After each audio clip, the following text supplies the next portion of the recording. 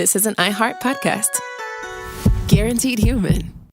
With no fees or minimums on checking accounts, it's no wonder the Capital One bank guy is so passionate about banking with Capital One. If he were here, he wouldn't just tell you about no fees or minimums. He'd also talk about how most Capital One cafes are open 7 days a week to assist with your banking needs. Yep, even on weekends. It's pretty much all he talks about, in a good way. What's in your wallet? Terms apply. See CapitalOne.com/bank. Capital One, N.A., member FDIC. In Orlando, meetings reach another level thanks to a growing list of award-winning restaurants, a world-class convention center, a great hotel community, easy access through the airport, and of course, the weather. Andrew Moyes, VP of Fan Expo HQ, had this to say about Orlando. Luxury hotels, Michelin restaurants, easy access through the airport, all of those key things feed into the proper executive experience. And while you may know Orlando for its attractions, industries like healthcare, aerospace, and advanced manufacturing make it a hub for cutting-edge businesses. And that's what makes Orlando unbelievably real. Learn more at orlandoforbusiness.com. Welcome to Stuff You Should Know from HowStuffWorks.com.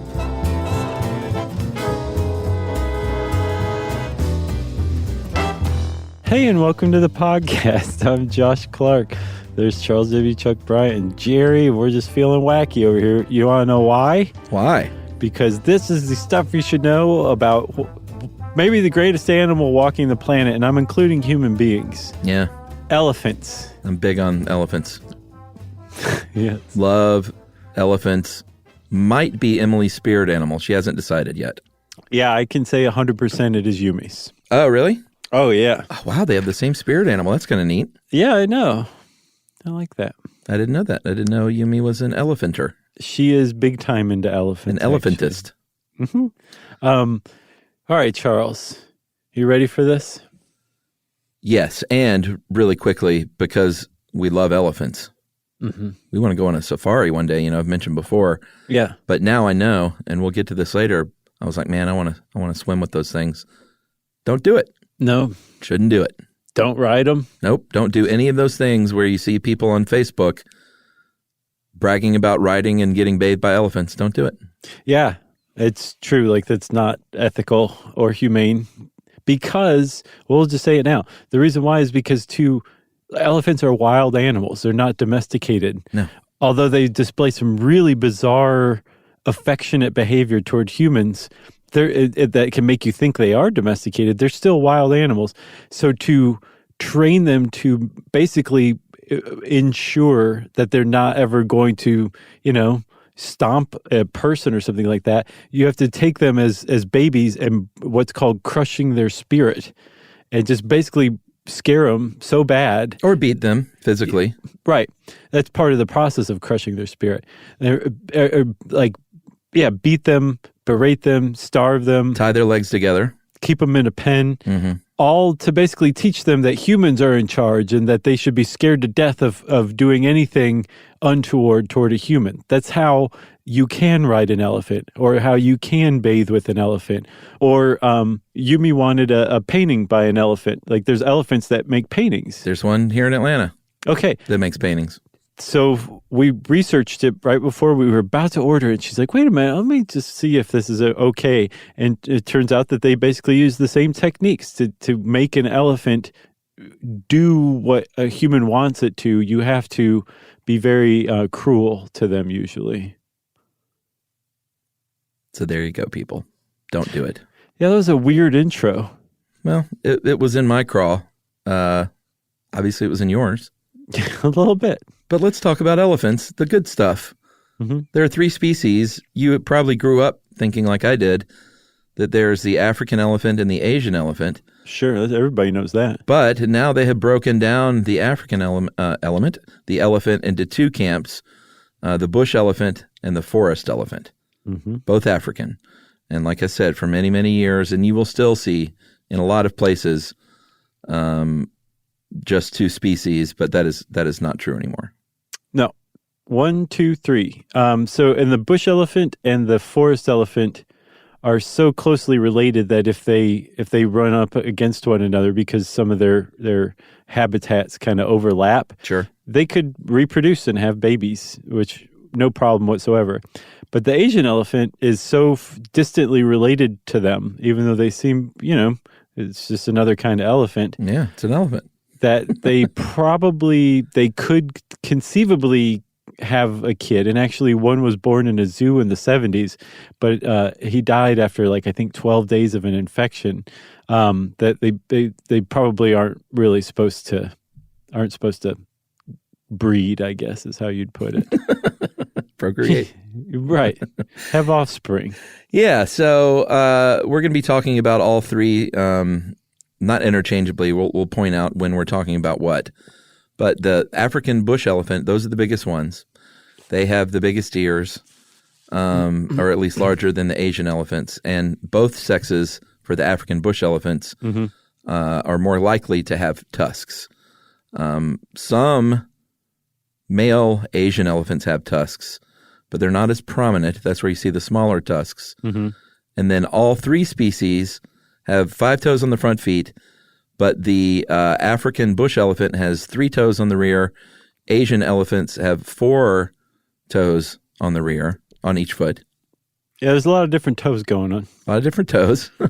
And the African forest elephant is generally about the same shape as his bush friend, right. But they have straighter tusks because they're going. It makes sense. They're going through the forest, so their tusks don't stick way out and get caught on every other tree that they're walking by. Yes, and I thought this was really interesting. The African forest elephants are so elusive that they have no idea how many there are. Yeah, All the ideas about their behavior and the stuff that they do is just assumptions made based on the bush elephant that they're related to. They're that good at keeping away from humans. I just think that's amazing. Yeah, and they're a little bit smaller than their friends on the savannah, but they have the same toe arrangement as the Asian elephant. Right. Which is interesting.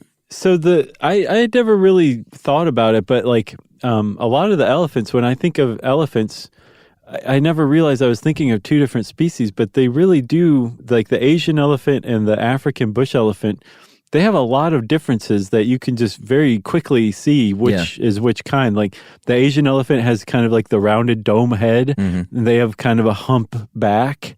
And they are a little smaller.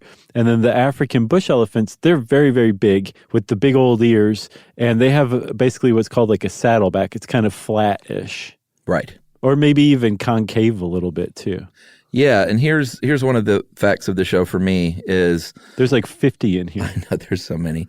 But elephants have tuskedness like we have handedness. They use their right or their left tusk more often than the other. Mm-hmm. And if you ever wonder which tusk is the more dominant one, look and see which one's shorter, because that's the one that gets worn down quicker.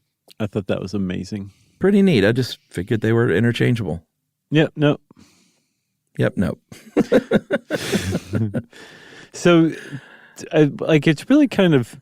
I had to stop and put myself into this, imagine myself standing next to these elephants for, measurements for the average. Yeah, you're what, 6 feet? Yeah, just about. I'm pretty good. I'm like a human dollar bill. A dollar bill's a little, about 6 inches. Okay. Same thing here. I'm 6 feet. Okay, so just stand me next to something and be it's about 6 feet. Okay. Don't you know about the dollar bill? Well, no. Is that used as a measuring device when you're short of a ruler? Yeah, it's about 6 inches. What if you have no cash, but you do have a ruler? Oh, then you're in luck. Can you spin the ruler in a hat shop? You could conceivably trade it. Remember that guy who traded? He went from a paperclip to a house, trading up. Oh yeah, that guy. That guy could turn a ruler into cash. He and Soy Bomb share an apartment now in upstate New York. Soy Bomb. All right, so let's talk about the size of these ladies and men, because... Okay, so everybody imagine me standing next to an elephant, and it'll really drive all this home. Yes, right. So an African forest elephant is Josh's height up to about 8 feet. At the shoulder? Yeah. Okay. Yeah, you don't measure from the top of the dome. I wonder why they do that with animals. That's always kind of the case, right? Because I think if the animal was I want to seem taller, they could just lift their head up very high or something, Or if they're trying to keep a low profile, they keep their head down. Yeah. So the shoulder, it's tough to, Like when they're having their kindergarten class picture taken. Right. The African bush elephant is taller. It's about 8 to 10 feet at the shoulder. That's the biggest one. Yeah, 4 to 6 tons, 2 to 5 tons on the forest African. And then Asian is 7 to 9 feet, about 3 to 5 short tons. And we should say there's a lot of variation in size here because I think one of these experts said that the outliers can be as big as 25% taller or larger overall than the average, which is a big variation. Yeah, I think the record for an Asian elephant, and remember they're, at the shoulder, 7 to 9 feet. That's still pretty good size. But the record was 11 and a quarter feet. Man, that's a big elephant. Like, can you imagine? That's almost 2 of me. Yeah. Like me standing on my own shoulders, maybe squatted down just a little bit. Mm-hmm. At the shoulder. That's how big that elephant was. Yeah. And when you're talking short tons, that's 2,000 pounds. Mm-hmm. So like an African bush elephant can get, on average, up to 12,000 pounds. That's a big boy or girl. Yeah, the boys are a little bit bigger, and they live a long, long time. Here's sort of some inspiring and sad facts. They can live 50 to 70 years. Mm-hmm. They've found and recorded at least one elephant that lived to be 86 that has set the record, which is just amazing. But here's the saddest thing. If you are a zoo elephant, you live maybe less than half as long. So I have to say the RSPCA in West Sussex, England, has been, their numbers have been controversial before. Oh, really? But in this 2008 study, they took 4,500 African and Asian elephants that lived in European zoos over the course of 45 years. And this is what they came up with. So, I mean, even in the article, the people weren't necessarily contesting this data, but I think the way that they explained it was that this was old data, and so it gave you a good idea of how long elephants lived in captivity, a few decades ago, back before they knew more about keeping them in zoos. Yeah, and here's what it says. It said 36 years in a national park in Kenya, 17 years in a zoo. But it looks to me like, unless I'm reading this wrong, that elephants that work in timber camps, they're very strong, so they are still used in timber camps to haul wood and trees and things. They actually live longer than zoo elephants? Yeah, so the timber elephants of Burma, of Myanmar, are very well taken care of from what I understand. Like they're considered semi-captive, and for like the last 100 years or so, the people of Burma have used them to basically move huge trees, right, to pull them out of the forest for like logging and stuff. But they're really well cared for. There's like government veterinarians that do health checks, and each elephant has their own log. And from what I saw, which just seems mind-blowing to me, because they're being held captive in a way to work for humans. Mm-hmm. And so just based on, our track record of using animals like that, it's just weird to me that they would be very well taken care of, but supposedly they are. And they're considered semi-captive because at night they're allowed to just kind of wander around and go free in the forest, and they interact with wild Asian elephants, and that's how they actually reproduce. They're not like, there's no kind of reproductive oversight. It's just go wild, and they apparently live very long because they're very well taken care of. Yeah, and here is a little factoid for you. When they get pregnant in those working camps, they get maternity leave for about a year. Yes. So a couple of more quick facts, and then we'll take a break. Little baby elephants are cared for by their mothers until they're anywhere between 13 and 20 years old. So it's almost like, well, not quite, but it's almost like the human experience. A little bit, yeah. Somewhere in there. I doubt if you're sending your 13-year-old off. But if you're a terrible parent, maybe. Let's say it's 13 to 20. Let's say that's 18 years. It's about like a high school age. Right. And that's also when they reach sexual maturity. It takes about 20 to 22 months of gestation, which is the longest gestational period of any any mammal. And a little BB elephant weighs between 150 and 250 pounds. That's pretty cute. Should we take a break? Yes. All right, more poundage facts right after this.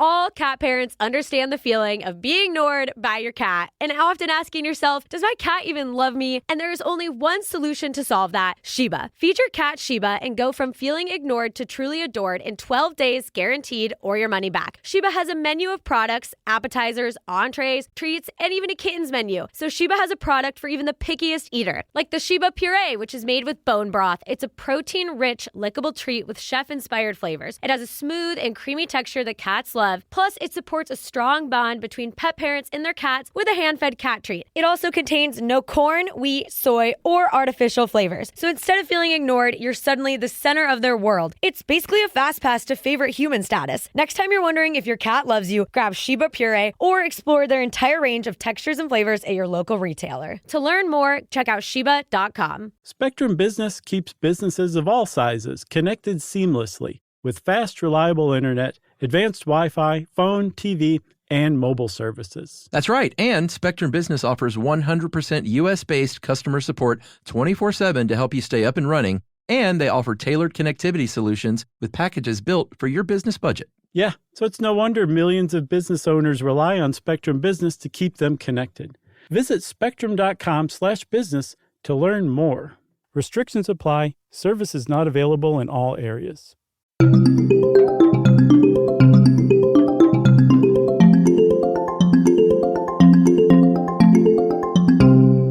Chuck, I just think it's adorable that both of our wives got us into elephants. We're going to have to take a safari together. We should do that. Although that's very dangerous. Like, we don't even fly to, Tennessee together. I know. Well, we're not. In fear that the plane will go down and the podcast will be Right. over. I guess we could trade off then. It would be a pretty amazing story, though. Like, the podcast would go down in history if you and I were eaten by tigers. That would be that'd be a heck of a way to go. Well, Emily and Yumi could just take it over. There you go. And it would just all be about animals. They should do something together sometime, like they should read listener mail or something like that, or they should just start their own show called Stuff You Should Know About Our Husbands. There you go. People would love that. Good idea. I don't know if we would. No, we would not. They'd be like, you think they're so great? Let us tell you about these schlubs. No. These putzes. So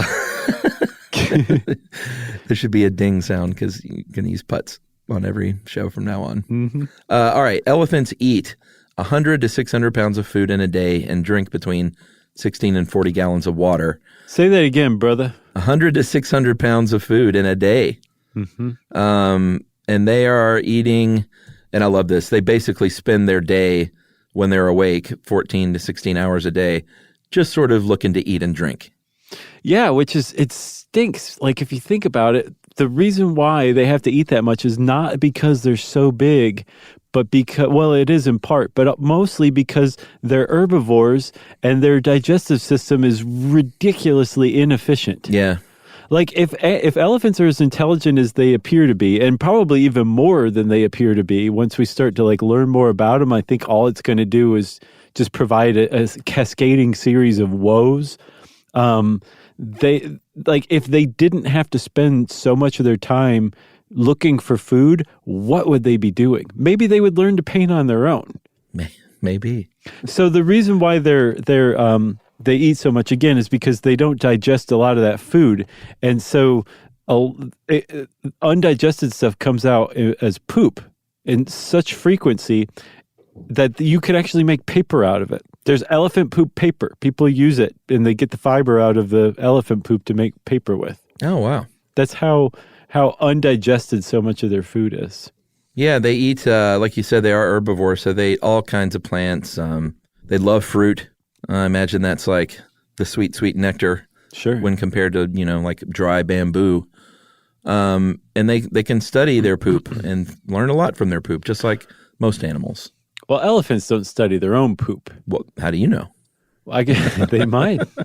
No, of course, scientists study it. And they can learn a lot by, because like you said, those African forest elephants, they're very elusive in the forest and you can't find them, but you can find their poop everywhere. Yeah, you can tell their anus size from their poop size, which sounds hilarious, and it is. But you also can tell like the age and the general size of the elephant based on their anus size, which you find based on their poop size. That's right. Plus, you can make a banging paper out of it, too. Sure. Their range, the African bush elephants have a very wide range across Africa, south of the Sahara Desert. And the forest elephant are in rainforest, thus the name, near the equator, sort of around Cameroon is where they're largely centered. As far as Asian, they're all over Southeast Asia. They have some in China even, but India is really where you're going to find the most Asian elephants. See, Thailand, Indonesia, Sumatra, Sri Lanka, they each have more than 1,000. And we already talked about Burma a little bit. They have the second largest total population worldwide, I guess, except for India. They have the largest captive population, though, of at least 5,000, all working in those government timber camps. Which, again, I'm sure somebody's going to write in and be like, no, they're not taken very well care of. But I didn't see anything like that, which I'm just astounded by. I don't know if that's coming across or not, but I'm really astounded.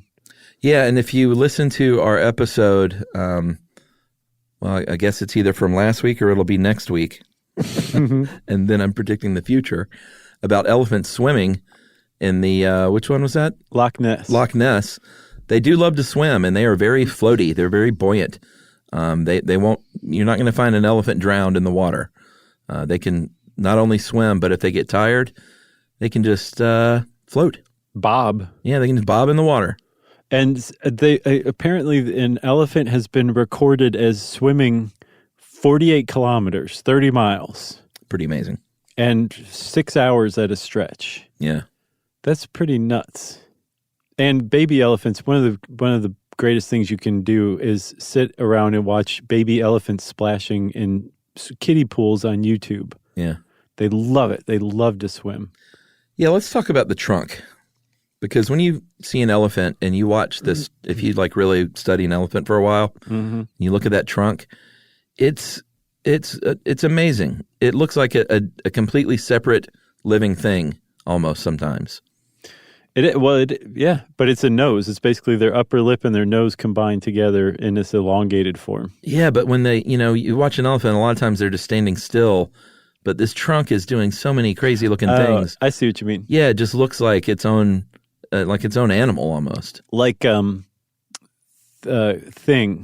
from the Addams Family, the disembodied hand. That's exactly what I was thinking. Or the alien hand syndrome guy from our short-lived TV show. Right. Basically the same thing, right? Exactly. And one of the big theories is that trunk, and this makes a lot of sense to me, evolutionarily speaking, is that trunk developed as compensation. Basically, I can reach things higher without having to grow, or I can get things on the ground without having to crouch down and put my head on the ground, which makes me very, very vulnerable to attack. Right. So I have this big, long, extended nose that can go get stuff on the ground or up above me, and I can still sort of be safe. Yes. Okay, so it's a nose that you can use to get things with, including water. Apparently, it holds up to 2 gallons of water in the trunk. Just in the trunk. But it's also really dexterous, I guess. Yeah. It has 100,000 muscles in it, both fast twitch and slow twitch. So I've read that an elephant can pull a limb off of a tree with its trunk, or pluck a blade of grass out of the ground. Wow! Like it can do it all basically. It can deal cards, whatever. But you shouldn't train an elephant to deal cards. No, just put the cards down and walk away. Yep. And if it happens, it happens. That is the motto of dealing with elephants. And initially, evolution might have said, hey, use these great things to drink water out of. But like we said, and we'll continue to hammer this home, elephants are super smart.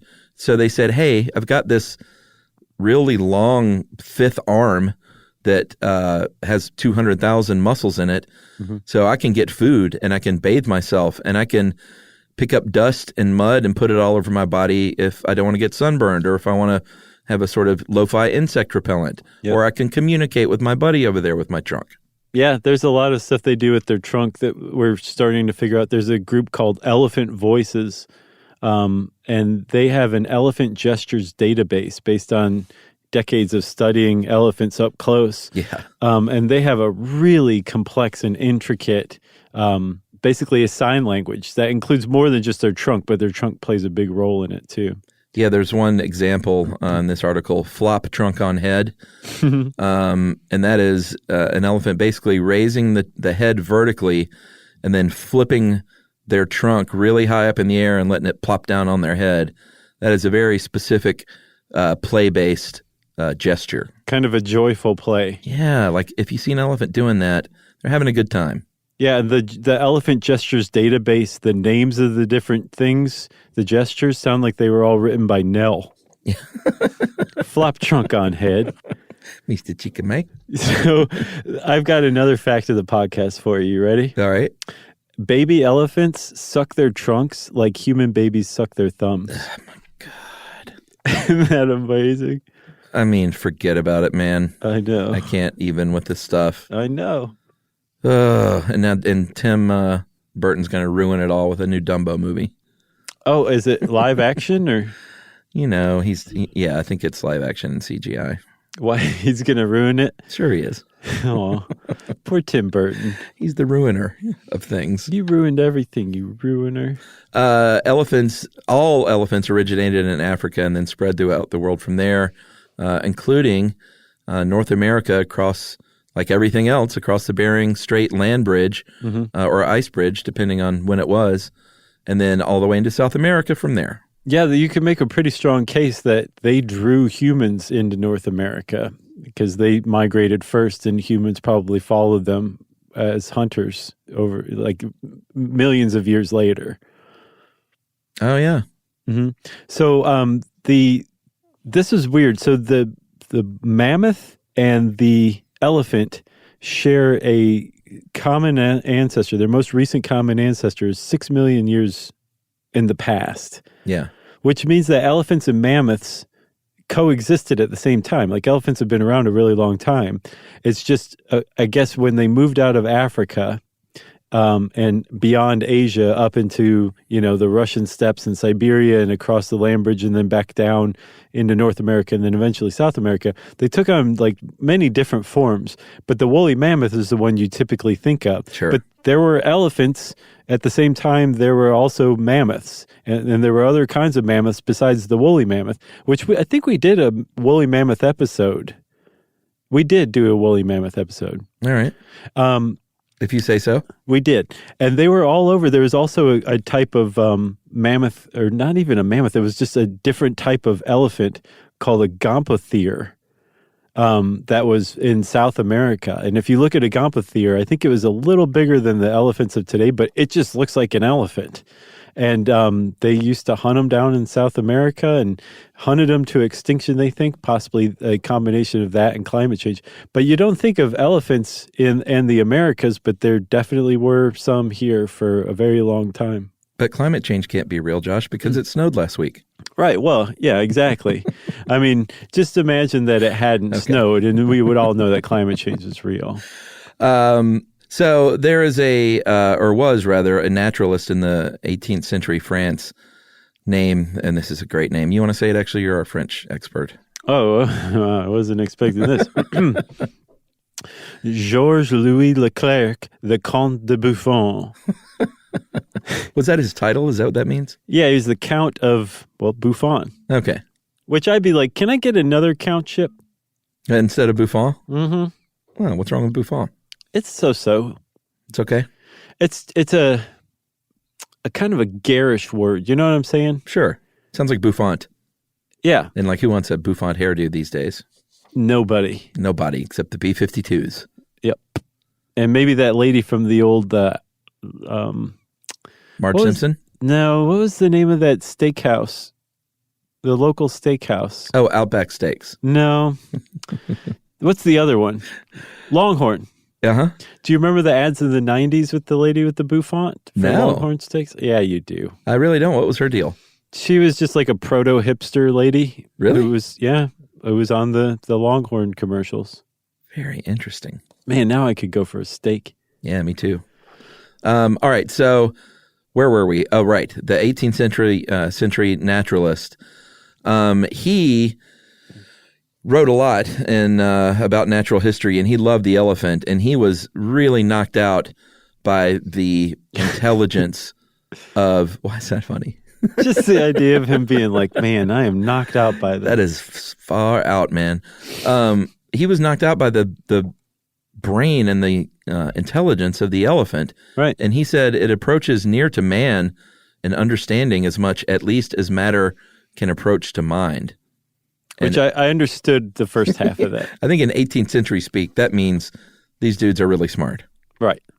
And I mean, like, he wasn't just, making stuff up here. Like, he was on to something, because elephants are extremely intelligent from what we can tell. And again, we're just learning more and more about them. And as we learn more about them and start, like, study the way that they interact with one another and how they interact with us, we're like, well, these are some of the sharpest animals on the planet. Yeah, they have different personalities. Each elephant has its own personality. And, you've heard about an elephant not forgetting. They do have a great memory and great recognition ability. And this story, everyone, I love this story, is kind of the best thing ever. In 1999, at a sanctuary in Tennessee, there was a resident elephant named Jenny. They introduced a new lady named Shirley, an Asian elephant, and they went berserk for one another. They were checking each other out. They were slapping trunks. They were really animated. They described it as euphoria, bellowing, and then Jenny starts bellowing. And they said that I've never experienced anything that intense without it being aggression. Mm-hmm. They did a little digging, and it turns out that 23 years earlier, for just a few months, Jenny and Shirley were in the same circus together. Mm-hmm. And they saw each other 23 years later and were like, girl, what have you been up to? What I think is cool about that story, in addition to the fact that, like, they remembered each other after 23 years, mm-hmm. but that also it says so much about them that they were able to form a bond. Yeah. Like that. Just a few months. In just a few months. Yeah. Yep. I think this says a tremendous amount about elephants and elephant society. What a story. Love it. Yep. So because they have these kind of relationships with one another, they have really complex, as Ed puts it, very rich societies and families and groups that they live in. Their social networks are very rich and complex, right? Yeah, big time. And one of the ways, I didn't realize this, but I came across this in researching this article. Apparently, like, if you see, like, a bunch of deer hanging around or some birds flying together, they're not, like, buddies or friends. They don't know one from another, typically. Stop. Don't say that. But, I mean, I hadn't really thought about that before. I always just assumed... Take it back. I always assumed at least they were... Sure. They knew each other by smell or something like that. But yeah. From what I saw, I can't remember where I saw it, but they were saying, like, it's atypical for animals to recognize one another as individuals. Yeah. And the elephants definitely do, as evidenced by that story. But that kind of lends evidence to the idea that elephants are self-aware, which is a growing awareness among humans, that elephants seem to be self-aware. And one way we test animals to see if they're self-aware is called the mirror test, which is kind of a meh test. I think we can improve on it, but it does for sure. It does suggest that the possibility that the animal sees itself as an individual. Yeah, so this was developed by Gordon Gallup Jr. in 1970. So I definitely think there's an update that we need here. Right. We need this 2.0 version. But they test a lot of animals: apes, great apes, dolphins, orcas, and magpies have passed this test, along with one Asian elephant named Happy. And what they do is they get a mirror, they take the animal and put a red mark and paint this red mark, and let's say on their face, something that they can't see without a mirror. Mm-hmm. They hold up the mirror, and if the animal looks at the mirror and then doesn't like if they did this to me, I would throw my poop at the mirror and smash the mirror. Sure. But if the animal doesn't do that and they actually touch their own face, then they understand that they're seeing themselves and not some other weird animal across from them. Right. They realize that they're seeing their reflection in that shows self-awareness. If they laugh at how silly they look, then that really shows self-awareness. Maybe even self-consciousness, Yeah, and it takes human children a couple of years to pass this test, we should say. Yes. So there's apparently not all the great apes pass the test, that gorillas don't, which is weird, but they think that possibly gorillas don't because making eye contact in the gorilla world is such an aggressive act that they just don't look at themselves in the mirror enough to see that they have that mark on their face. That's what they think. Yeah, and this doesn't, this isn't, like we said, it's pretty lo-fi. It's not you can't say this is proof that they are self-aware and sentient, but it's a pretty cool test. It is. Plus, also, dogs don't pass it, which automatically means that it's a failure of a test, because Momo herself proves that all dogs are self-aware and smart and perfect in every way. Yeah, and they also do point out with dogs, like their best, the way they see the world is through their nose, and so maybe this isn't the best test for them. Right. So they could do a scent version, maybe. Right. I don't know how you would do it. I've been trying to figure it out for days. With Momo? It's just in my head, but yeah, I'll eventually experiment on Mo. And there is another test that they use to kind of show self-awareness and the idea of individual identity, and that's through third-party relationships. Yeah, this is pretty cool. So it says they accidentally drive a Jeep in between an elephant and her offspring or baby, and the elephant might not notice because she's busy doing something else. But if another elephant trumpets to the mom elephant to say, hey, there's a Jeep between you and your baby, that elephant is indicating that it's aware that mom and that baby are related, that they have a relationship that has nothing to do necessarily with that third elephant who warned the mom. Yeah. That's not supposed to exist among non-sentient beings. Right. And by the way, if all this talk about sentience and self-awareness among animals is floating your boat, we did a 2-part series on animal rights that touched on this heavily. Yeah, that's right, because there was a famous case where they were trying to get personhood and human rights for a chimp, right? Yeah, the Non-Human Rights Project, they moved on to elephants, including that elephant Happy that passed the mirror test. Right. And right now, Happy's in the Bronx Zoo, and the Non-Human Rights Project's position is basically like an elephant's range is at least 100 times what the exhibit that Happy lives in is. It's like an acre. Yeah. And their range is so wide that in a single day, Happy in Africa would probably walk about 100 acres. Yeah. But Happy has an acre, and Happy is a sentient being and deserves better. And so they're trying to spring her by making her and by bestowing personhood through the courts. And they actually got a habeas corpus issued, which you only do that for humans, and then the only other time it's happened is with chimps. Amazing. Through the Non-Human Rights Project, and it's up in the air. But the judge basically said, hey, you guys need to show whether or not you're unlawfully imprisoning a sentient being, a person, basically. Wow. Yeah, so that's where it stands right now. All right, well, let's take a break and contemplate that for a couple of hours, and then we'll dust ourselves off, come back, and talk a little bit about the difference between male and female elephants and more about their social component right after this.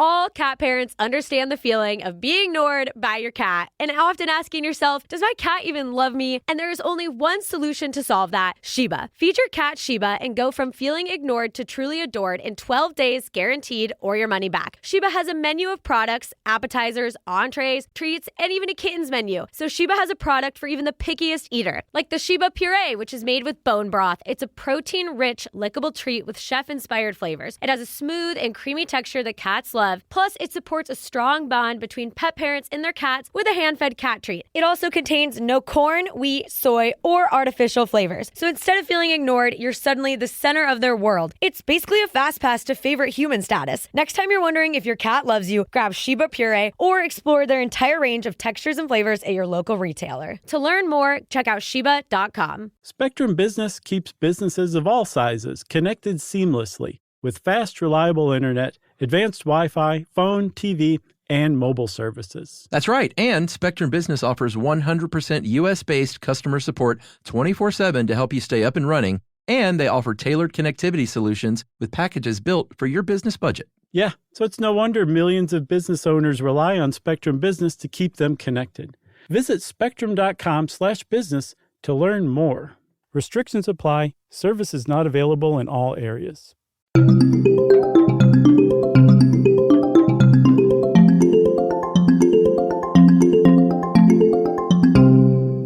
So this is fun when you talk about the male and female elephants.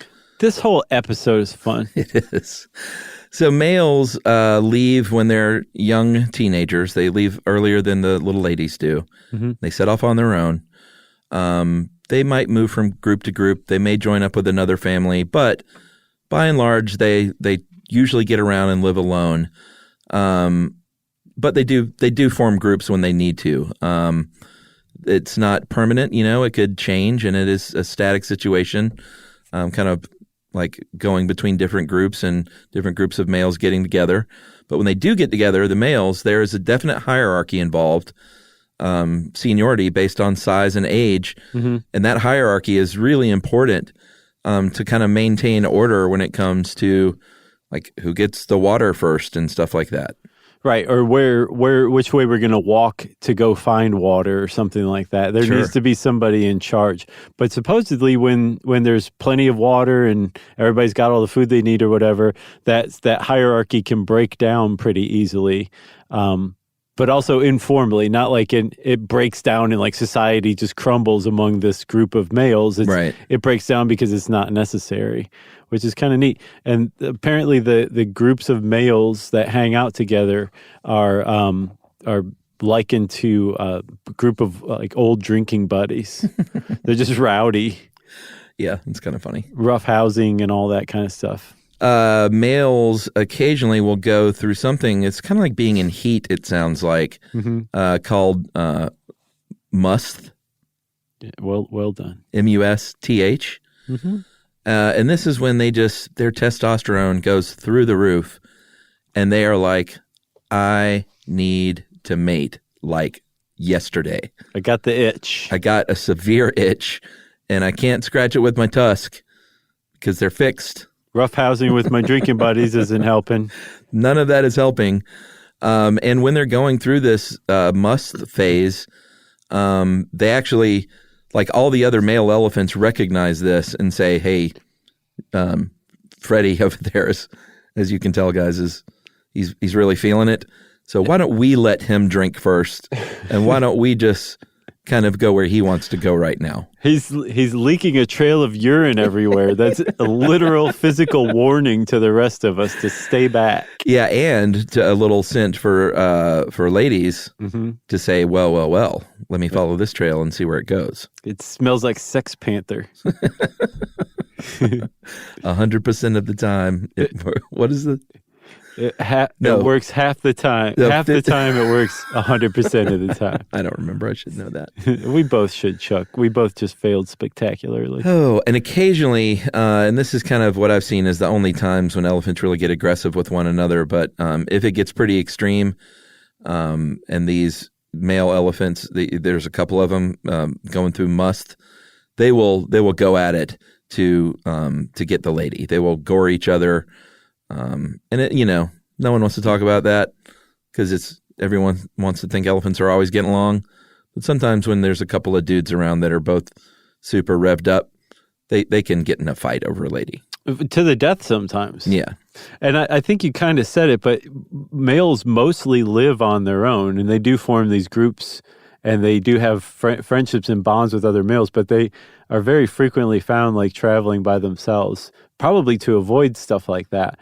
But if you're bummed out by the fact that elephants will kill other elephants to have access to females, you can take heart in that elephants aren't territorial at all. They don't have territory. And when different groups of elephants, whether it's males and groups of females or different groups of the same sex or whatever, you just have a bunch of different groups of elephants coming together in the same place, they basically have a party, a jamboree.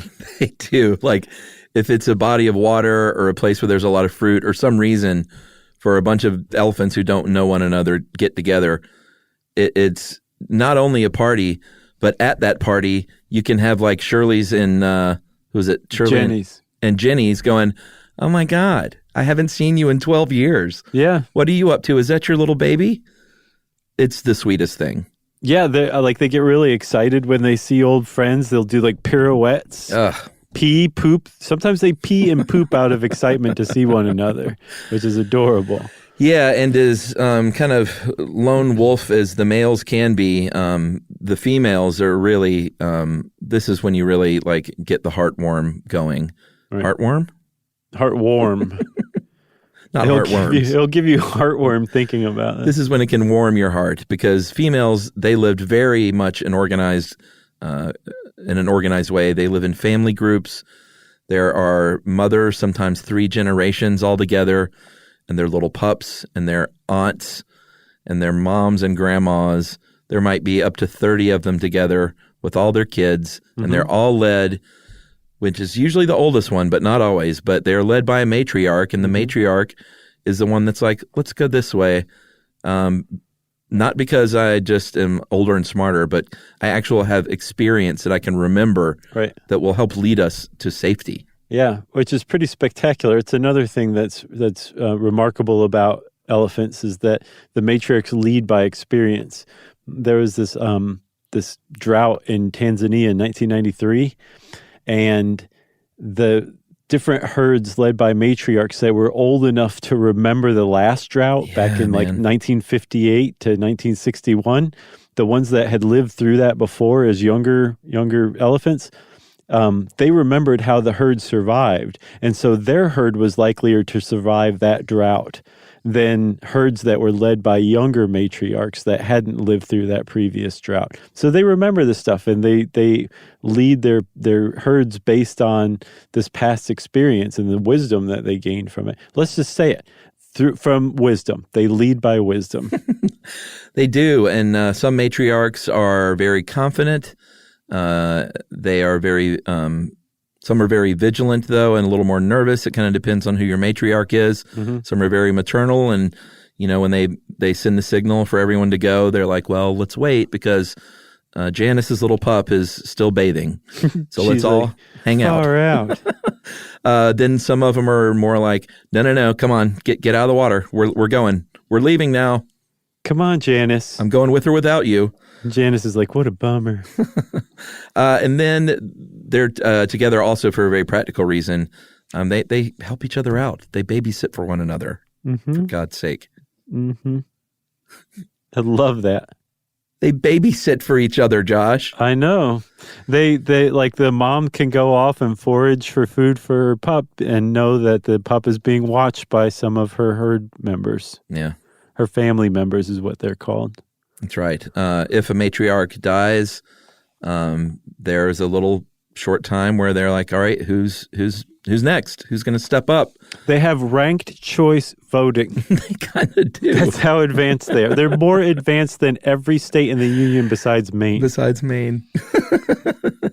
A lot of times, like we said, it's the oldest remaining female, like she would be next up.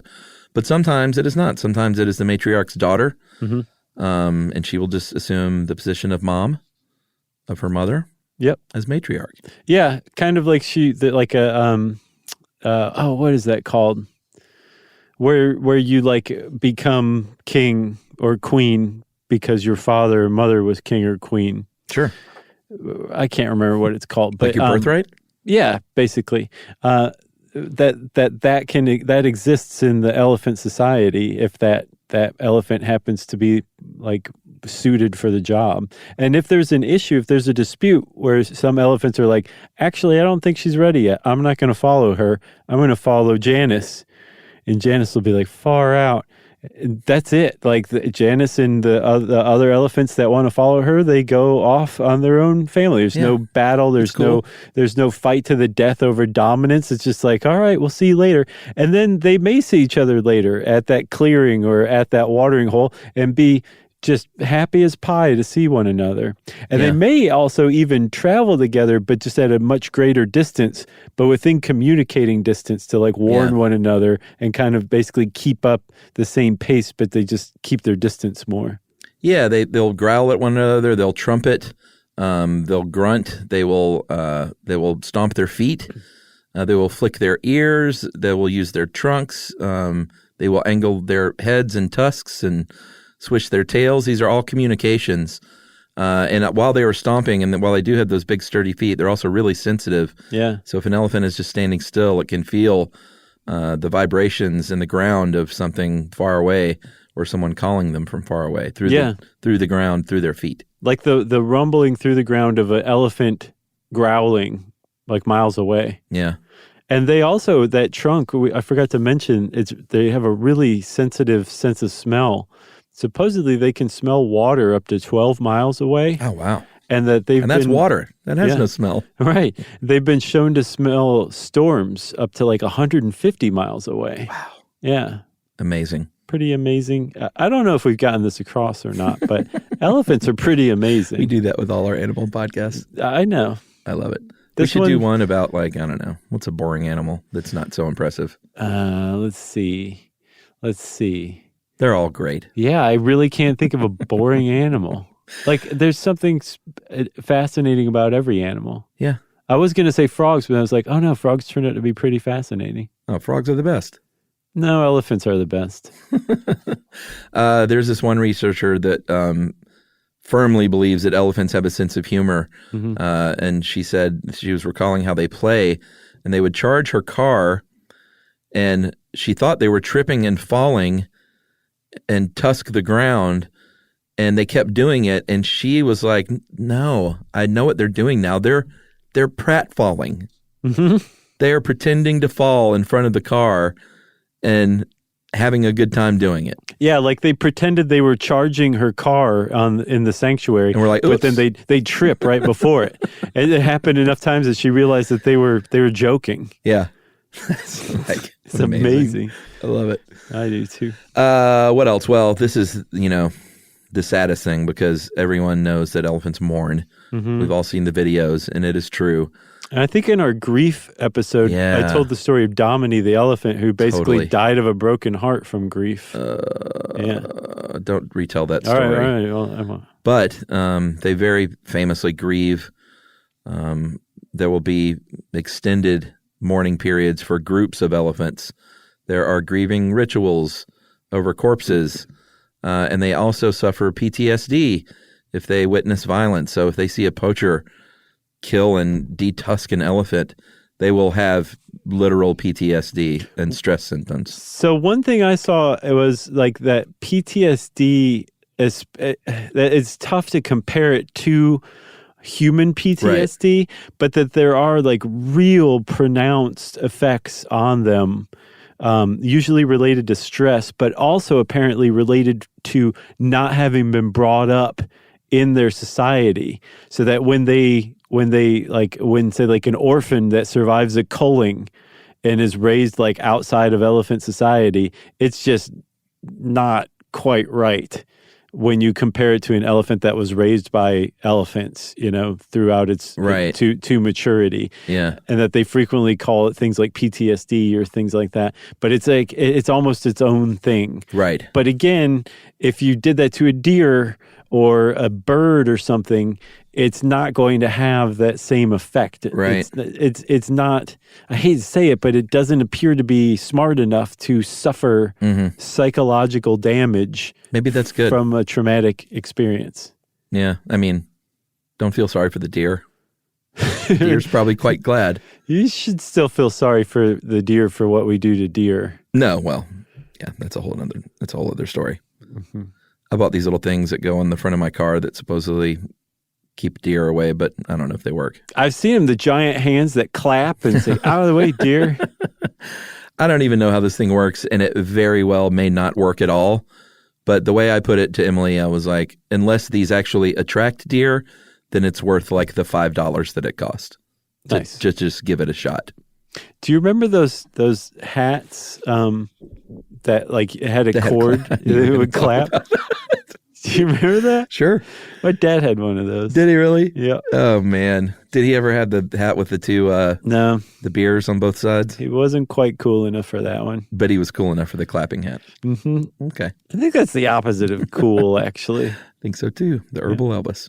Mm-hmm. So we mentioned before about how to interact with elephants, and the only way that we found to interact with elephants ethically is if you go on an ethical safari and observe them from afar through your binoculars, or if you're in the car and you can see them, great.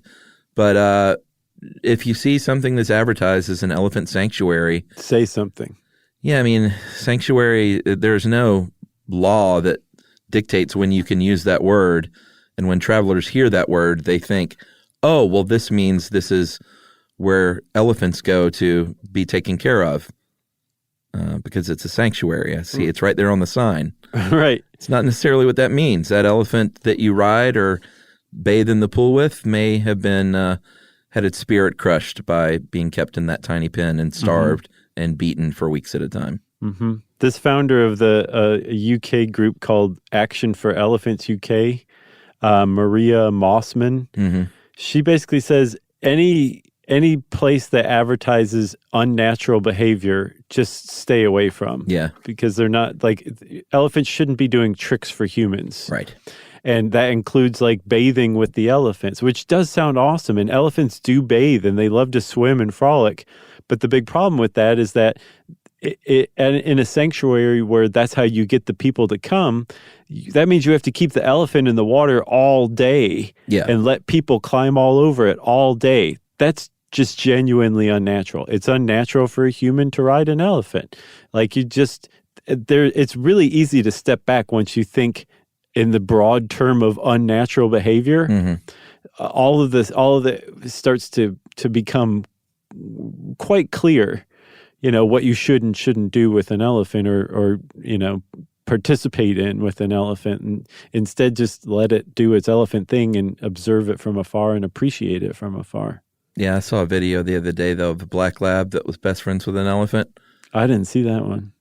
I don't know the background of this elephant, but this black lab was climbing all over in it and jumping off in the water, and they looked like they were having a good time. It's unnatural. That dog should be punished for doing that. It was unnatural, but it wasn't a human. Yeah. It was a dog. Labs, they're great. They're pretty great too. As far as their threats, obviously, all three species are in decline. It's super sad.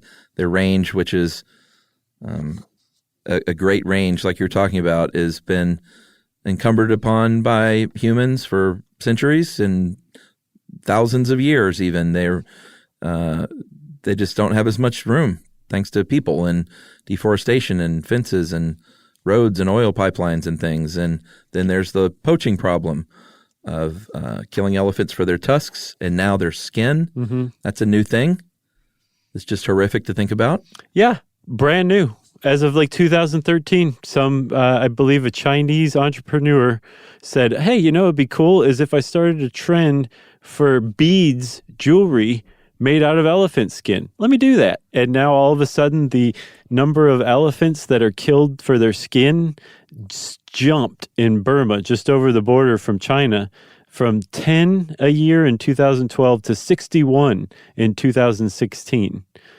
And their skin had already been used in traditional Chinese medicine to cure gastritis and ulcers and regrow skin, allegedly, which accounts for that 10 in 2012. But apparently the jewelry really caused this jump over the last few years. Yeah, China looks like they've granted licenses to import at least 35 elephants for skinning over the last couple of years. So that's just awful. It really is. What a great way to end the show.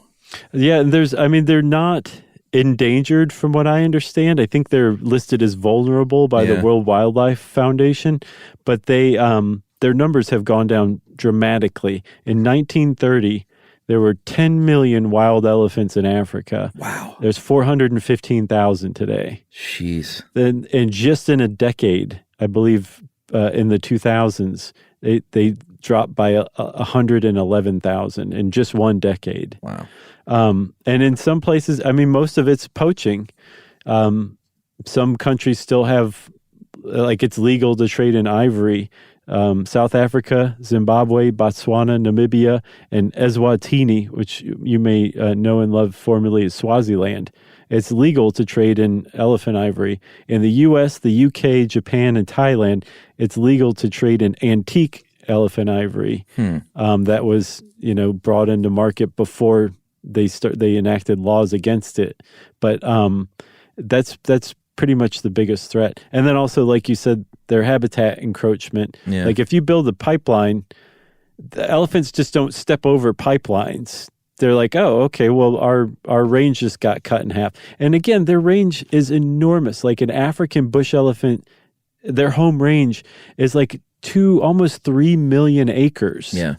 They'll walk hundreds of acres in a single day. So, even keeping one in the zoo, even if you're keeping it alive, even if you keep it alive for a while, like you're really robbing it of its experience. Even in a large sanctuary, you're still robbing it of a lot of its experience too. It's basically like we need to preserve and sustain their home ranges is really the best way to keep them around. Yeah. It's like the whale shark. It's like you're used to the ocean. How about this large pool? Exactly. We got a real problem with that. Yep. That's another episode we did. Are zoos good or bad for animals? Yeah, man, that was a good one. I got one last thing. What you got? So you remember that thing that went around? It was like on Twitter for a while. It was elephants see humans and think we're cute the way that we see puppies and think they're cute. No, I don't remember that. Oh, it was huge, massive, totally made up. All right. Well, I'm glad I didn't see it. Right. Yep. Okay. Well, I guess that's it. Thanks for bursting that bubble. I couldn't just let that stand. No, of course not. So yeah, there's a good Snopes article about that. It's worth checking out. But that doesn't mean that they don't actually think we're cute. It's just never been proven. How about that? Yeah. If you want to know more about elephants, go learn more about elephants. There are definitely worse things you could do with your time. And since I said that, it's listener mail time. I'm going to call this a bit of a mea culpa on our Central Park episode when we spoke about Robert Moses. Oh, yeah. I don't remember saying this guy was the best thing ever or anything, but there was a darker history there that we did not know about, and we'd like to correct that. Yes. We heard from a few people. He said, and this is from Joe Kennedy, he said, if you do some deeper research on Robert Moses, you'll discover the troubling and true effect he had and continues to have on the racial and socioeconomic segregation entrenched in our cities. I won't flood your email with a book-length argument, but many books and papers have been written on the topic, many of them mentioning Robert Moses specifically. I would ask that you take a deeper dive into this particular character, if nothing else, than for your own opinions and views of his effect on our country and racial tensions that persist throughout. I've never written into a podcast or a radio show or website of any kind, really. But I thought this is important to point out because it's all too common that people who have committed heinously racist and hateful acts in this history of our country are excused on the basis of being a product of their times or having done good elsewhere or whatever other excuse is propped up to protect their character.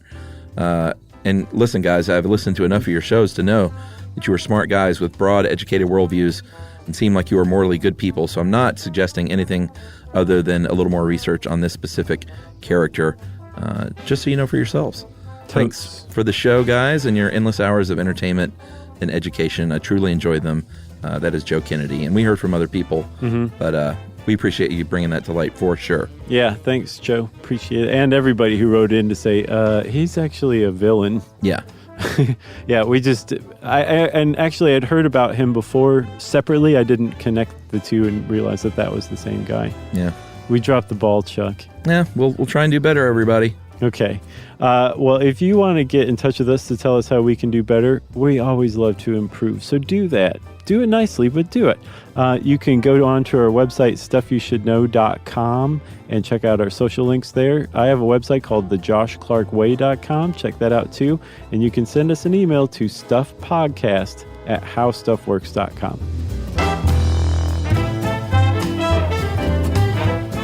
For more on this and thousands of other topics, visit howstuffworks.com.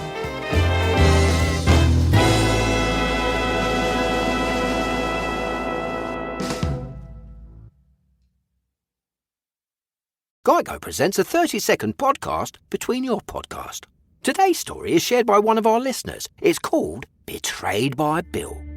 It was in that moment I caught who was staring back at me in betrayal, or more like what? My insurance bill. With trembling hands, I grabbed my phone and switched to Geico, saving about $900 in the process, and never to be betrayed again. Now that was bloody riveting. It feels good when the story ends with savings. It feels good to Geico. Mom, can I have Lingo Kids? Dad, Lingo Kids, please! When did we become the Lingo Kids house? No idea. Last week it was dinosaurs. This week it's... Lingo Kids! Why Lingo Kids? Because it's the best thing ever. We can play games with astronauts, wild animals, and superheroes. With more than 4,000 interactive games, songs, and shows, Lingo Kids is the #1 entertainment platform for young kids. So, no dinosaurs? And dinosaurs! Lingo Kids! Everything kids love. Download it for free. This is an iHeart podcast. Guaranteed human.